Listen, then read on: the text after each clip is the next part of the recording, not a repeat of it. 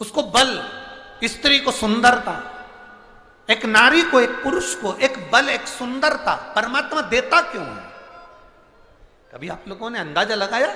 कभी किसी शास्त्रों पुराण में, किसी वेद में, कभी शास्त्रों में अध्ययन किया कि किसी पुरुष को भगवान सुंदरता दिया, बल दिया, किसी नारी को भगवान ने सुंदरता दिया, चतुरता दी, सुंदरता दी? क्यों दी? उसका कारण क्या है? किस लिए?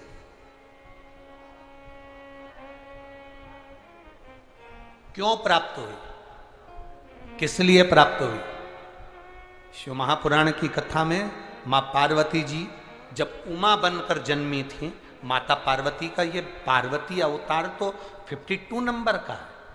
51 जन्म माता पार्वती के पहले हो चुके हैं, 51 जन्म। उसमें से जो उमा जन्म माता पार्वती का है, जब माता उमा बनी, शंकर भगवान महेश बने थे, इसलिए उनको उमा महेश कहा गया।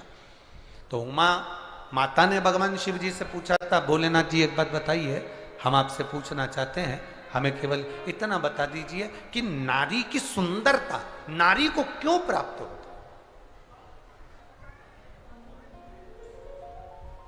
किस लिए प्राप्त होती?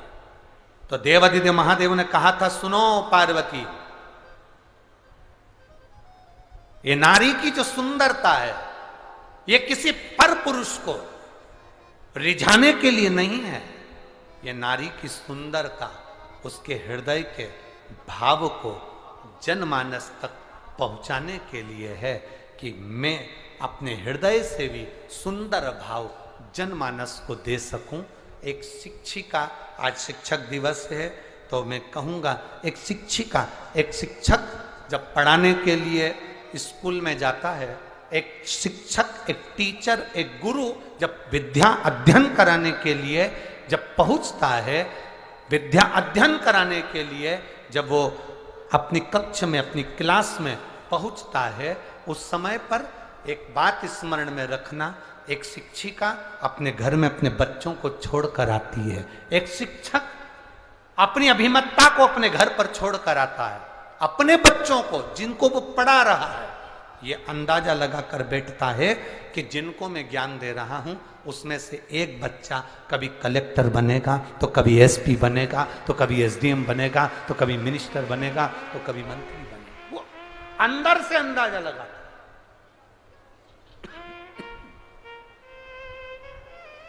अपने भीतर से अंदाजा लगा रहा होता, वो अपने अंदर से अंदाजा लगा रहा होता है। शिव कथा कह रही है, भगवान शंकर का संवाद कर रहा है, शिव महापुराण वर्णन कर रही है, शिव तत्व कह रहा है। सुगंधा ने अपने शरीर के बल पर ना जाने कितनों को अपने काबू में कर लिया, काबू में तो कर लिया। एक दिन क्या हुआ, अवंतिकापुरी में ऋषियों का आगमन हो गया।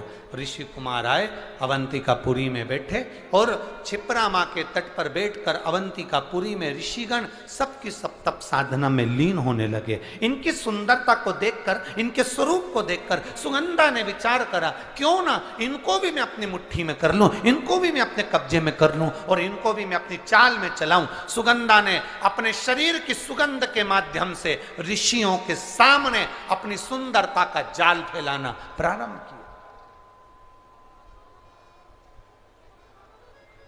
जब अपनी सुंदरता का जाल सुगंधा ने फैलाना प्रारंभ किया, ऋषियों को अपना बनाने के लिए जब जाल फेंका, अपनी सुंदरता का, अपनी सुगंध का जब जाल फैलाया, उस सुगंधा ने, ऋषि कुमार ने, एक ऋषि कुमार ने अपने ऋषियों से कहा कि ये कन्या जो सामने नजर आ रही है, ये कन्या श्रेष्ठ नहीं है, ये अपने काबू में ना जानो कितनों को कर चुकी है, तो ये अपने को भी कब्जे में करना चाहती है, ये अपने को कब्जे में लेना चाहती है, क्या करा जाए। ऋषियों ने कहा कोई बात नहीं, इसके माता पिता के कोई पूर्व के पुण्य होंगे जिसके कारण ये कन्या के शरीर में सुगंध आई है और इसका अवंतिकापुरी में जन्म हुआ है, ये पूर्व के कर्म होंगे। छिंदवाड़ा वालों के जितने भी श्रोता भाई बहन यहां पर कथा सुन रहे हैं, 16 सोमवार शिव महापुराण की कथा को 5 दिवस तक आप श्रवण कर रहे हैं, कभी अंदाजा लगाना कि आपके पूर्व के कोई पुण्य जरूर होंगे, उस पुण्य के बल पर यह शिव पुराण आपको मिली है। पुण्य नहीं होता तो कोई कथा में नहीं होता। एक पत्र आया है, देखिए।